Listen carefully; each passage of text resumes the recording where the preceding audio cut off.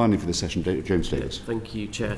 So clearly we've already touched on the infrastructure that exists in this country around quantum technologies, but specifically how are UKRI's national facilities supporting commercialisation of this technology? Dr. Davis first. Yeah. I will start. I'm sure Yes. Roger has additional elements to mention. We have a number of different facilities that help with that. Roger mentioned the National Quantum Computing Centre. You've had Michael Cathbert as a witness here before. Yep. In addition, there's the Hartree Centre up in Daresbury that is working on bringing quantum technologies together with businesses, specifically in that area, but all across the country. The Rutherford Appleton Laboratory in Didcot also has a program to bring quantum to companies and bring companies into quantum. So there are a number of different aspects where this happens with an official labelling of quantum. Mm-hmm. There are other ways this is happening, for example, through engagement with catapults, so existing other larger infrastructures in nascent areas such as semiconductors. What can these areas bring to the table for quantum where there are overlaps? The photonics industry is another one where we're bringing together different aspects that are beneficial to the quantum technologies ecosystem. And all of these facilities have the ability to include new partners. They will have a model of engagement. These models may vary depending on the facility, but they all are open to engaging with new partners. Okay. And what work is taking place to develop more such facilities, work with universities and industry? So you might have heard about the RANG infrastructure review that is looking at industry support with regards to infrastructure specifically. And we have seen keen interest from industry and academia to provide information around that.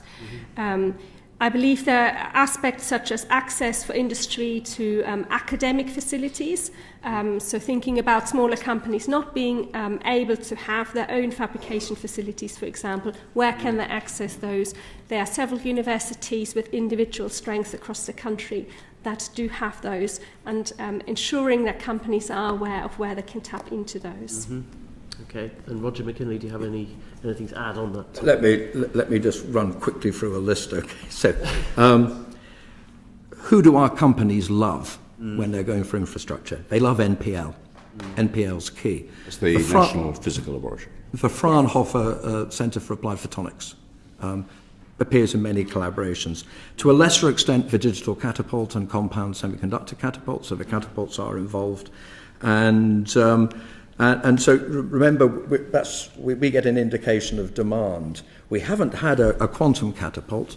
We've been well served by the organisations I've mentioned so far. On the manufacturing side, that is going to be scaling up manufacturing. That's going to be a different story, and that's why we're watching that Royal Academy of Engineering report when it lands in, I hope, a few months' time. Yeah. Okay. And finally, then, coming on from the idea of a catapult. Would a National Advanced Quantum Manufacturing Centre similar to AMRC in Sheffield be a good thing? And if so, would UKRI lead on it?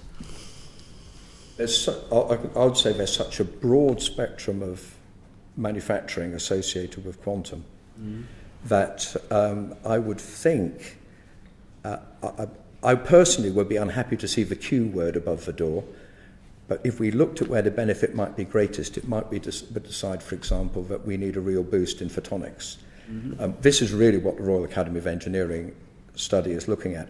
I would say it's really important to realise that universities will always make a strong case that they can help prototype and take the process so far.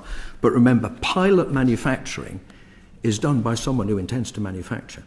So I think missing in our landscape at the moment is attracting some manufacturing companies, or the creation of them, who say we're going to be, we think there's a job for us and it's making the stuff.